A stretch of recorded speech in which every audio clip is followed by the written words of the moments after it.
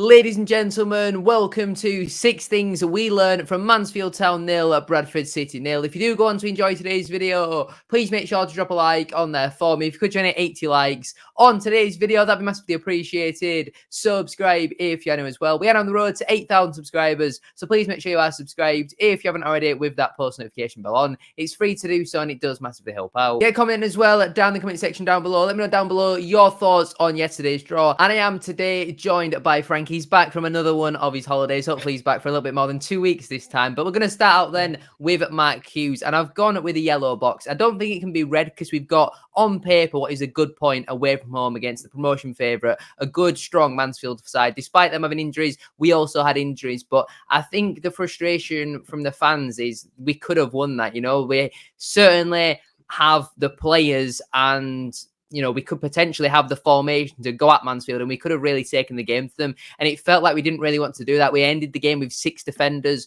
on the pitch. The subs weren't exactly great. And again, I know we've got injuries at the moment, but you need a goal when you're bringing on players like Matt Derbyshire. It wasn't really inspiring substitutions where I thought, yeah, these are going to change the game and we're going to go on. Apart from maybe the Poynton one, bringing off Richards for a ride out. It's just things like that that are frustrating the fans. And it has to be a yellow because, again, we've got a question mark Hughes for playing defensive, and he did play for the draw. I don't think there's really two ways about that. If any team was going to win that game, it was going to be Mansfield. They certainly had the better of the chances. We put some good crosses into the box at times, but what's the point when your striker's 5'7" or whatever Tyler Smith is? He's absolutely tiny. When there's no Andy Cook or Den Oliver in there, he seems pretty pointless. In Derbyshire, it takes him 20 minutes to actually get inside the penalty area. So for me personally, we have to give Mark Hughes yellow just because he set up so defensively.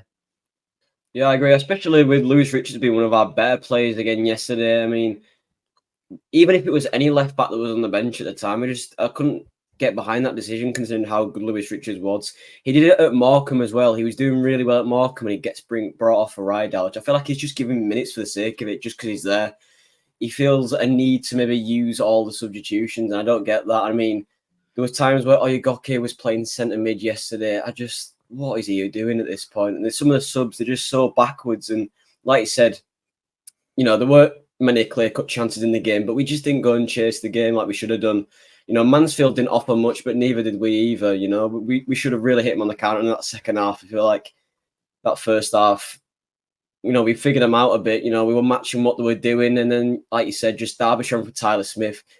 It's evident, we can all see it. Derbyshire's not going to get more than 2 or 3 goals this season. He's simply not at the level we need in League Two anymore. He got a goal at Carlisle. I feel like Mark Hughes is just feeding off that at this point. He doesn't offer anything off the bench.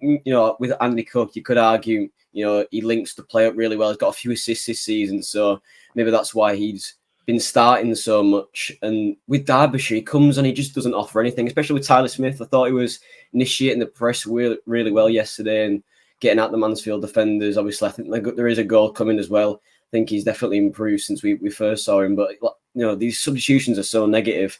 Nice to see Poynton play again, but he's got to start again next week for me because, once again, showing that he's head and shoulders above some of the attackers at this club. And I think these substitutions are very telling us how he wanted to play the game yesterday. He didn't want to chase 3 points, and that's going to cost us this season because Mansfield were there for the taking and we just didn't go for it. Yeah, I mean, we're not going to speak about Poynton in this video, so we might as well bring him up now briefly. Yeah. I thought, again, he was absolutely brilliant off the bench. He's just already so loved by the fans because he just gets it. He gets what it means to play for Bradford City. He always gives 110%, and he's not like we're giving him sympathy minutes the last 5 minutes of a game because, he's an academy player and you want to give them minutes. He comes on and he affects the game and he changes it, and he looks like a senior first-team player that's been playing the game for years. He does not look out of place whatsoever, and I think, for me personally, Mansfield clearly were a little bit vulnerable with the ball in behind. They had quite a slow centre-back in Aidan Flint, so we could have looked to exploit that. He was going to win everything in the air. He bullied Tyler Smith and even Derbyshire for the majority of the game. So why not bring a Foker on, put two Lush down the middle, have Poynton on the other side, and go at them with pace and try and take them on, where I don't really know what we tried to do when Derbyshire came on, because he can't exactly play it into his feet because he's got a poor first touch. He normally wins quite a lot in the air, but he's never going to beat Aidan Flint so much in the air. He's not quick. Not exactly technically gifted. So I don't really know what Derbyshire offered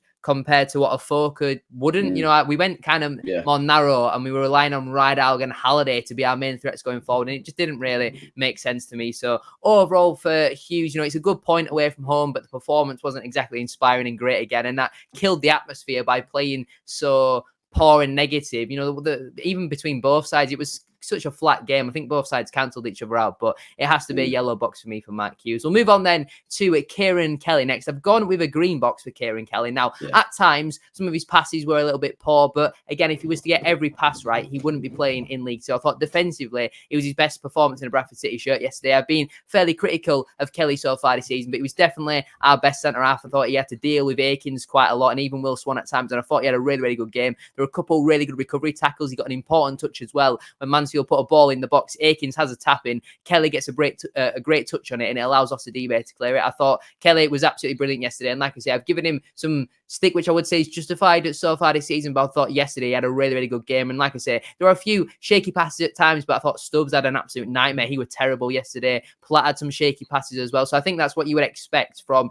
defenders who aren't natural ball players like your Critchlows and stuff like that, that they are sometimes going to make poor passes, but you've kind of got to accept that at League 2 level. So for me personally, I'm going with the green box for Kieran Kelly.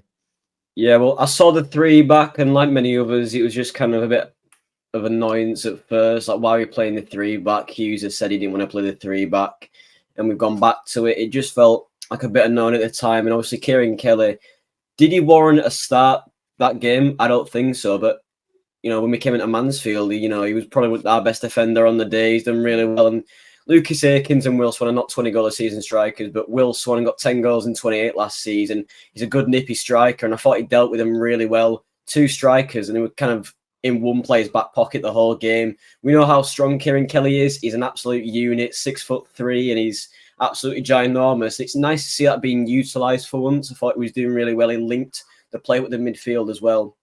Obviously, like made the odd mistake with the passes, but what I like to see was him trying to initiate attacks and get forward and play it into the midfield. I think that's something with a 3-back you want to see as well, with the 2 defenders maybe being a bit more conservative and 1 defender that's trying to play the ball forward. We saw it from Kieran Kelly, who I wouldn't expect it from him, especially because he's probably one of the more like centre-backs you'd expect in the centre of a back 3. So yeah, it was really refreshing actually to see Kieran Kelly, and there's been a lot of debate about the defence this season. Jonathan Tomkinson, there's a bit of stuff going up in the air about that. The Norwich City centre-back, I'm sure that's been touched on as well, with him might be coming in through the door as well. But I think Kieran Kelly's definitely warranted a place in that team now. And with Jonathan Tomkinson coming in, it's going to obviously drive him more to try and keep that starting spot. Obviously, we don't know if that's going to come through or not. But yeah, more defence coming through the door, and there's positive signs from Kieran Kelly.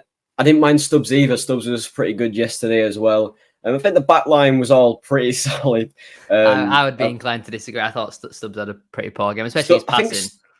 Did Stubbs get in the paper? Didn't the paper for like yeah, he got in some sort of team of the week at left back, and I thought, that's probably tells you everything you need to know if Sam Stubbs is making it in the team of the week at left back. Yeah.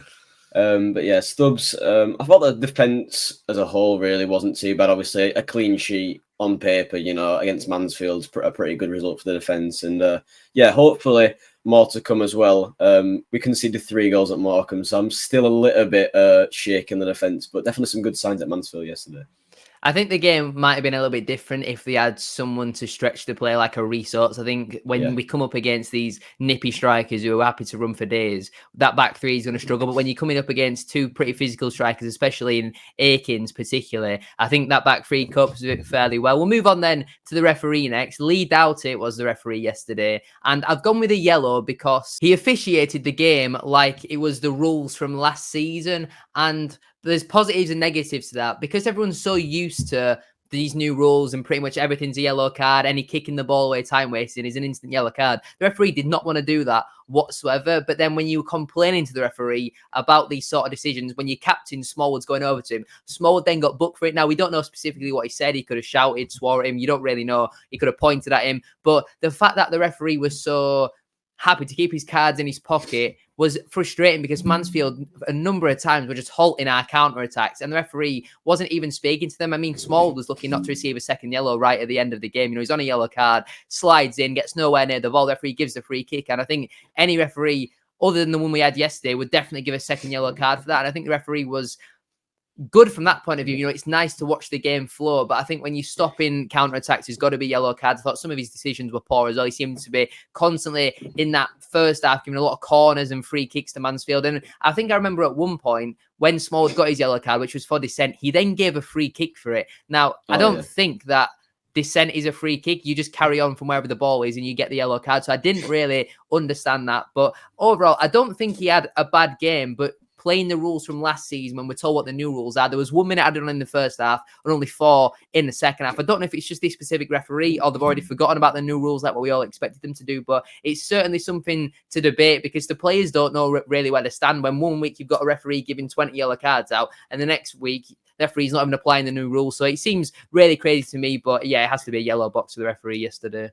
Yeah, I mean, you touched on it on the opening game at Crawley, with the double figures sometimes for adding minutes, you wonder if it could get too much for the players. So with the adding minutes, I'm not really too bothered if that stays or goes, to be honest. And then with the Smallwood situation, I'm not really sure what's going on. I mean, like you said, there could have been something that was said that we don't hear. There's not mics on the players like there was in the MLS, for example, where you get to kind of hear the in-depth stuff. So we don't know what was said, but the captain's kind of the person that voices the stuff, and if you're booking him for that, then I'm not really sure why, unless he has sworn at him, but we don't know about that. And then to give the free kick for it, I'm not really understanding about that. And I feel like I said this when the new rules came in. So like the head of refereeing, the stamped on like dissent towards referees this season, which I kind of get, but when I first heard it, I just instantly thought how the referee is going to abuse the power, and it just seems like they're doing that. I think there's more yellow cards this season than there is for fouls nowadays. I just feel like you can't even protest to a referee for a decision anymore because the referee's just going to take it as dissent.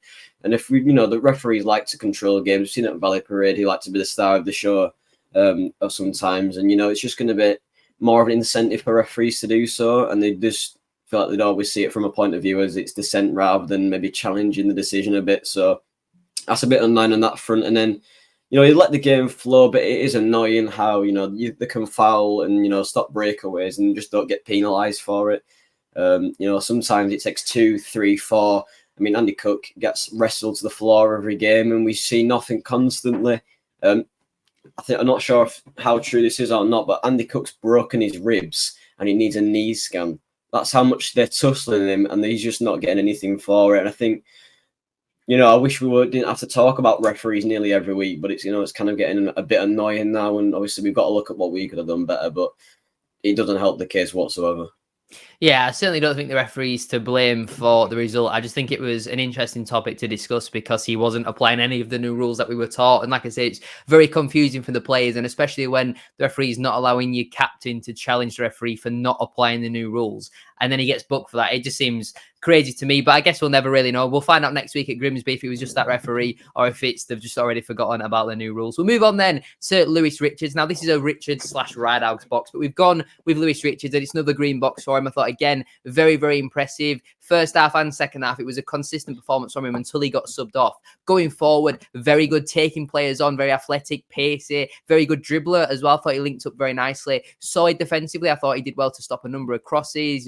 Seems pretty technically gifted. And I thought overall he had a very, very strong game. Then when Rideout came on, we're trying to play balls out to him. He can't control the football, or if he can, he's struggling to get a cross into the box. On the odd occasion, he got a ball into the box. They weren't bad, but you're then crossing it into Tyler Smith, and he was putting them in the air, whereas Richards was trying to put them more on the floor or cut them back. So I just think Rideout doesn't offer anywhere near the standard that Richards does. And it was, again, a very impressive performance from Lewis Richards, and I'm really happy with that sign. And it seems like so far that's one that is going to work out for us. There hasn't been many over the last couple of seasons who I'd say look really, really good. Richards, for me, so far is a massive improvement on Liam Rideout, and I just wish Hughes would stop bringing him off. There's no way now that he can still be not up to fitness and not up to the standard, especially when he had Tuesday rested completely. He's had a couple of 75 minutes now. I think the only way he's going to be able to get 90, 95, 100 minutes match fit is by letting him play that now. You're not going to make up that extra 10, 15, 20 minutes in training. But for me personally, I thought it was a really good game from Richards, so I'd have to give him a green box. Yeah, it's good to see. Not long ago, we gave Stephen Gent, I think it was a yellow or a red box for the recruitment in the summer. And whilst I think, the summer recruitment was far away from where it needed to be from a promotion standpoint, I think Lewis Richards, we're hitting the nail on the head with that one. It's a fantastic signing on paper. there was reports that we were going to get him on loan from Wolves, and to get him on a permanent, I think that's a success in itself. A good player, not just in the club, but on a permanent deal as well for, I think it's 2 years with the option of a third. So that's a great bit of business by Bradford, and especially if Mark Hughes is adamant that we need to play this 5-back position in order to succeed. I think Lewis Richards fits the bill in terms of a left wing back, and like you said, I'm not entirely sure why Rydalj is brought on. If we want to get anywhere this season, players like Rydalj, players like Derbyshire, they just can't be anywhere near the squad because they just don't offer anything. I feel like with the Derbyshire situation, he's kind of under contracts. He's on the bench. I kind of get it, but with Rydalj, he just didn't even do anything to warrant a 1-year deal in the first place, and he consistently gets spots on the bench, not just spots on the bench, but minutes week in, week out. I don't care if it's off the bench or not. He's playing for the team, and it's kind of hindering where we need to go. Lewis Richards, he offered so much attacking support to the wingers and the strikers that game, and Rydalj just didn't. I saw a tweet yesterday, and it's just not just me that thinks it either. It's nearly the whole fan base. It just doesn't think Rydalj is good enough. And I say it a lot, but what is us fans seeing that Mark Hughes isn't? It baffles me really how Rydalj is still at the club, and people might not want him, but Luke Hendricks found himself a new club. I'm not sure why we're not kind of pushing Rydalj out the door. There's a lot of players, young players, old players that I can name that are better than Liam Rydalj. And I just don't think that summer ambition was ambitious enough to try and replace players like Liam Rydalj. And while I think Lewis Richards is a fantastic player, Mark Hughes clearly doesn't think so because he's getting brought off, and players like that with performances like that should be getting 90 minutes to try and prove themselves and change the game. The substitutions, not just this game, but the previous games have been really baffling, and I think it could cost us in the end. Moving on then to our penultimate box, and Matt Derbyshire up next then, and he's the only red box of the video, but he just doesn't offer anything. I know we're limited in our striking options at the moment, but we mentioned it earlier on in the video. Why did we bring on Derbyshire? Because he doesn't offer anything. I think a Foker would have been the much better option, play Toulouse down the middle, and then you got Poynton and a Foker running with pace, Toulouse, potentially a bit of physicality, pacing behind. Derbyshire just didn't offer anything. He is a little bit of a target man, but against Aidan Flint, and even I think, is it Lewis Brunt, the other Mansfield centre-half, he didn't do anything in the air. And I remember at one point we were on the break and he tried to play a through ball, and the pass was absolutely terrible. It was nowhere near the Bradford player who was running in behind. I don't know who it was off the top of my head. I think it might have been Poynton or Halliday. It was certainly someone on that right side, and it was such a poor pass. And like I said, no real technical ability, not great in the air against two very good centre-halves. He's certainly not quick, and he didn't really link up the play very well. It just seems like he's one of Hughes' mates, so that's why we gave him an 18-month deal. I think, was he 36, 37, something like that now? He's absolutely past it, and I just think he's a waste of a spot, in my opinion. I don't think he offers anywhere near enough. Yeah, he scored a great goal away at Stevenage, and he scored a big goal against Carlisle in the playoffs, but his all-round play is pretty poor. He can't really run, he doesn't really move all too much. And I think when he's playing as what seemed like a lone striker, it was really weird how we ended the game. It was like we had two strikers and a right winger. I don't really understand what the formation was, to be honest, but it just seemed like a little bit of square pegs in round holes. And I don't think Derbyshire offered anywhere near enough. In previous games gone by, he's not been terrible, but I thought yesterday he was really, really poor. And there were points where he looked like he just didn't really want to be there. If the pass wasn't right to his feet, he was turning around, moaning, throwing his arms about way instead of trying to chase that ball. And sometimes you've got to make your own look and make things happen. And he just didn't really want to seem to do that. It seems like unless you pass the ball to his feet, he's not going to then try and make up for someone else's slight error. And it was quite frustrating to watch. And even though Smith was tired and he was flagging a little bit, I would have much rather seen Smith stay on the pitch, to be honest, because at least he has a little bit of a threat in behind. I mean, we've not seen a lot of players like Dylan Yumby, but what was stopping him from playing yesterday? I mean, someone who's a bit young, got pace about him, and obviously someone like Bobby Poynton, who is an academy player, he gets it. He's going to want to work really hard to try and, stay in Mark Hughes' plans. And I just, like you said, it's just a complete waste of a roster spot, really. I mean, Matt Derbyshire's purely signed off his name, came out the back arse of nowhere in India. He wasn't even prolific in India, really. So it's just kind of another baffling signing. I mean, you see it a lot, journeymen who have gone to foreign countries and they've come back, and, journeymen that have, played and they've come to the AFL. But it just gets to a point where I think, I'm being serious, Mark Hughes and Matt Derbyshire need to sit down and just think whether or not he needs to continue football, maybe consider a coaching role, because otherwise he's completely wasting, a roster spot. And you can't just look at Derbyshire. You got to look at the whole thing. Why was this not addressed earlier? I mean, I got slandered for it on Twitter, and I'm not really sure why. Maybe the happy clappers were out in full force yesterday, and maybe that was kind of overriding it. But I put a tweet out yesterday saying, just goes to show what 2 injuries can do to a team, and the squad looks pretty lackluster.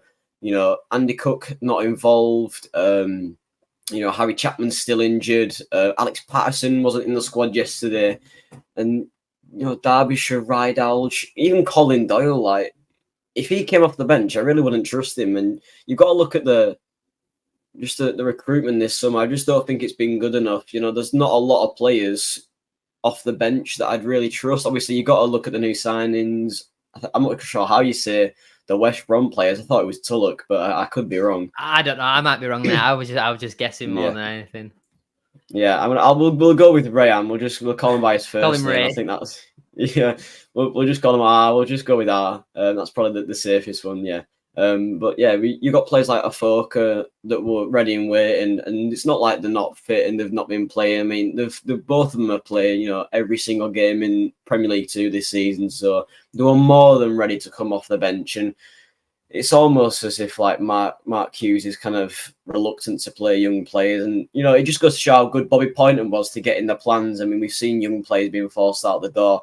Team I'd have seen is nowhere to be seen. I mean, if you can play this back, that you've got to give them on a chance. He didn't get a chance at Wrexham, didn't get a chance in Accrington. I mean, it just seems like his treatment of players, it's very Gareth Southgate-esque almost, where he's kind of basing it off favourites, and it's just so clear to see. You've got to start giving players chances, because players like Rydalge, they're not good enough. I'd rather see someone in the academy just come off the bench instead of Rydalge, because they offer something, they offer pace, and they're going to want to work, as hard as they can. And then you've got Yumbe who can come in for Rydalge, obviously. I was very disappointed we didn't sign a striker. Like you said, he's a waste of a roster spot, so maybe there's an offer that comes in for Derbyshire or another one of our strikers that isn't playing. I think that is a bit of a problem at the moment. Our injuries, again, it's not helpful. I think we've got 8 or 9 out injured at the moment. Obviously, Cook and Patterson going to be out for a few weeks. Oliver's, we don't really have a timescale for him, but it doesn't exactly seem short term. And then you look at our other striking options and you think we are quite short on, we're speaking about Ray there. We don't actually know what his position is. We were told he's a forward, but that can mean one of 4 or 5 different positions. Yeah. So I don't really know, to be honest with you. I don't really know what the solution is, because without a real target man like a Cook or an Oliver, then where do we go from there? We'll move on then to our final box. And this one might be a little bit controversial, but I've gone with a green box for Brad Halliday. I was really impressed with what I saw from him yesterday. Solid defensively. I don't think he really got skinned all too much. And Callum McDonald is not a bad left back whatsoever. So I thought Halliday did do a pretty decent job on him. Going forward, he had a couple chances as well, but McDonald did recover fairly well. The couple crosses into the box, which Halliday nearly got on the end of, and it nearly did work. But I think he proved yesterday that he is much better than Oyegoke, in my opinion. Normally we see Oyegoke come on for Halliday or the other way around, and Halliday played that well that Oyegoke had to come on in midfield. And well, I don't think he looked too bad there. I think he looked better there than what he has done at right wing back. I thought Halliday was very, very solid, and he provided energy and legs as well. And you're always going to get that from Brad Halliday. I think he always gives you 110%, and he was, he's really committed to the causes. Brad Halliday, big fan of him, always have been, really, especially over the last year or so. And yeah, for me personally, it has to be a green box. I was really impressed with what I saw from Halliday. There wasn't many players who impressed, but Halliday for me was certainly one of them.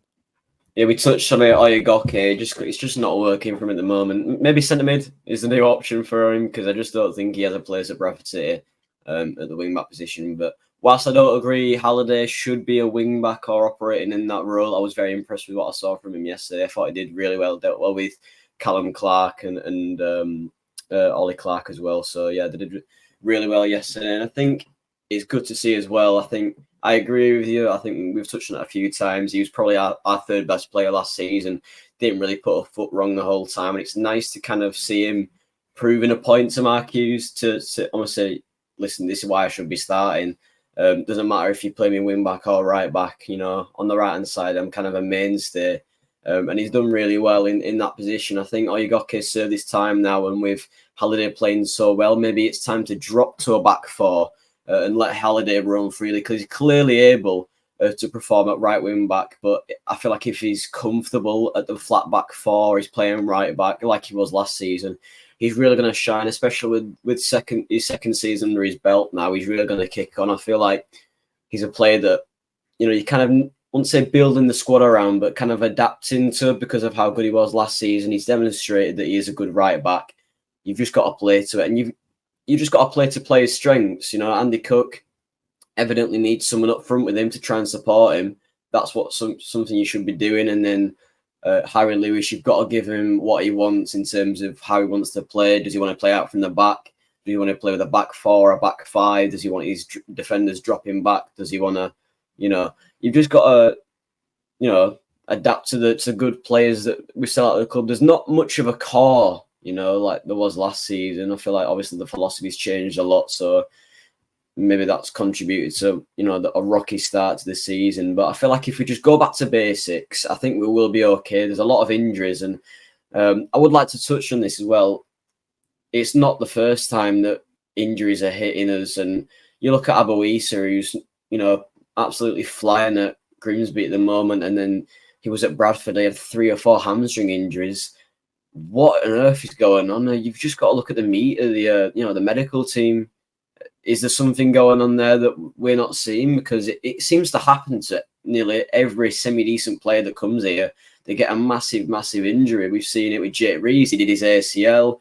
There's so many injuries that happen at Bradford City. It's ludicrous. And I'm not sure if it's the training system or maybe they're just completely unlucky. But I feel like maybe it's time to have a bit of a change. I think Chris Royston's left now as the physio.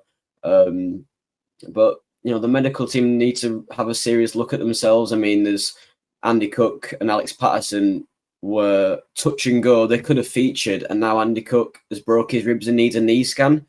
Like, how has the situation changed so quickly since that point? There's just so many growing injuries, and there's setbacks. Chapman's still injured for another 2 or 3 weeks, and then Verdane Oliver's probably won't play again for the rest of the year. There's just so much injuries, and with the squad depth, I feel like the replacements just can't come in and do a job. So there's a lot to be looked at, and injuries could spoil the season here because I just don't think we'll have strength and depth really. Yeah, I think injuries seem to be hitting a lot of clubs at the moment, especially in League Two. But hit Mansfield actually, didn't it? Yeah, Mansfield have got a lot of injuries as well, but it's very obvious that we have a starting 11, and maybe got 14 or 15 starters, and then a lot of the other players are more backups, and you can clearly tell that, where I feel like with a lot of other clubs, they have 20, 22 maybe outfield players, and all of them could be starters, where I don't really feel like you have that at Bradford City. I mean, it might be different because, I watch Bradford City week in, week out, and I can clearly tell that one player is better than another, but I feel like even at Mansfield, considering they had 4 or 5 players who would be starting in that team guaranteed if they were fit. You think Stephen Quinn, Elliot Hewitt, Reece Oates would be in there, probably Adam or Aaron Lewis as well in the midfield. They had a decent amount of injuries and they all would be starting, but the players who come in, you couldn't really tell that their starting 11 was injury hit because it was very, very strong. And I don't feel like we've got that strength in depth. We were told we'd have a leaner and meaner squad. At the moment, we've got 29 selectable players, potentially 30. Last season, we ended with 29 selectable players, so I don't really get that. Well, there we have it then. We'll leave it there for today's video. Thank you all for watching, and thank you again to Frank for joining me. If you have enjoyed, please make sure to drop a like on there for me. If you could try 80 likes, as I said at the start of today's video, that'd be massively appreciated. Subscribe if you're new as well. We are on the road to 8,000 subscribers, so please make sure you are subscribed if you haven't already, with that post notification bell on. It's free to do so, and it does massively help out. Get a comment as well down in the comment section down below. Let me know down below your thoughts on yesterday's draw. Overall, a decent point, but the performance could have certainly been a lot better. Thank you all very much for watching. Have a great rest of your day, and we'll see you all next week for the Grimsby match reaction, 6 things that we learned. We'll see you all then. Peace.